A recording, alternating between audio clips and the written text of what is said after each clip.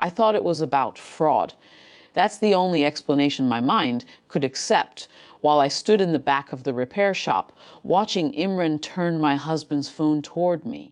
Imran had known my family since before I was married. He fixed my father's old laptop once, refused payment, said loyalty was currency enough. He wasn't dramatic, he wasn't impulsive. So when he lowered his voice and said, "You need to secure yourself," I listened. On the screen were scheduled messages, not one. Several. They were set to send automatically over the next week. To his brother, to a business partner, to a lawyer I recognized. The messages weren't romantic. There was no other woman's name glowing on the display. They were careful, strategic. If anything happens, I've been dealing with instability at home. I've tried to protect our assets. I may need temporary financial control until things settle. The words were neutral, almost clinical, but they told a story where I was volatile, where he was cautious, where he had been preparing an explanation in advance. My first reaction wasn't anger, it was confusion. "Maybe it's for work," I said, hearing how thin that sounded. Imran didn't answer immediately. He tapped the screen again and showed me the timestamps, drafted late at night. Edited twice. Saved.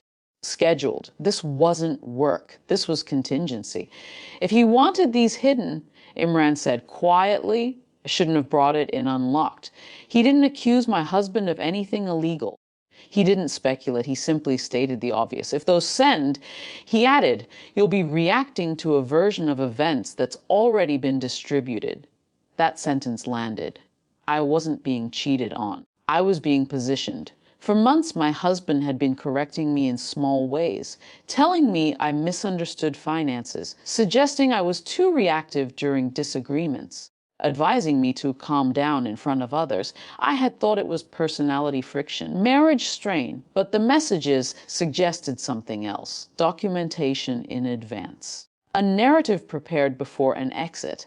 What should I do? I asked. Imran's voice didn't change. Cancel shared credit cards, change digital passwords, secure anything that's joint access, and consult someone who understands the law. No drama, no vengeance, just containment. I drove home slower than usual. My hands weren't shaking. That surprised me. I expected fury. I expected heartbreak. Instead, I felt something colder, calculation recognized. When I logged into our bank account that afternoon, I saw nothing alarming, no large withdrawals, no obvious movement. That almost made it worse. This wasn't impulsive betrayal, it was preparation. I froze the secondary cards, requested new ones, updated login credentials, changed the Wi-Fi password, scheduled a consultation with a lawyer recommended by a colleague, someone discreet. I didn't confront him that night. He came home, kissed my forehead, asked about dinner. I watched him move through the kitchen like everything was stable, like nothing had been drafted behind my back. The next morning, I returned to the repair shop to retrieve the phone.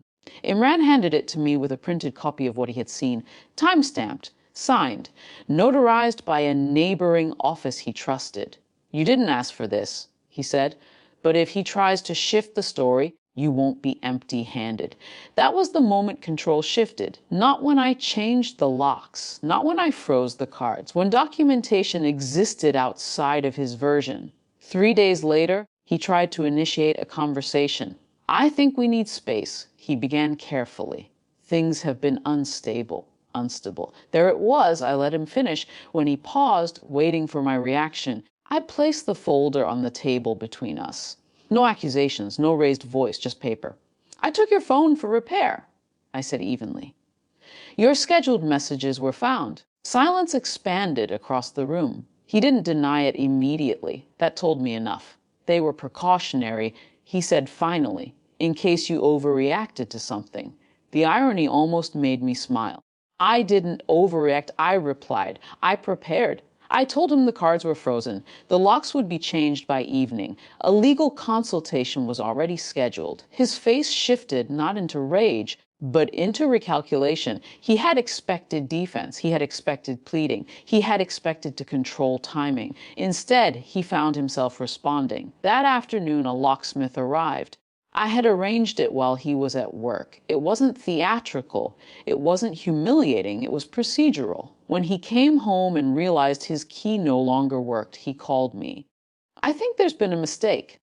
There hasn't, I said. I let the silence sit after that. Later, through attorneys, conversations became structured, controlled, documented. The scheduled messages were never sent. I had disabled them before returning the phone. His contingency collapsed quietly.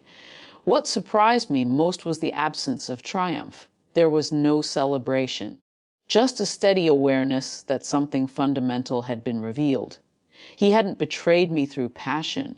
He had betrayed me through preparation, through crafting a version of me that would protect him if he needed it. That knowledge changed everything. Weeks later, sitting alone at the same kitchen table where so many calm down conversations had happened, I felt something unfamiliar. Not revenge, not heartbreak, clarity. Power didn't roar back into my life. It settled, quiet, undeniable, and this time documented.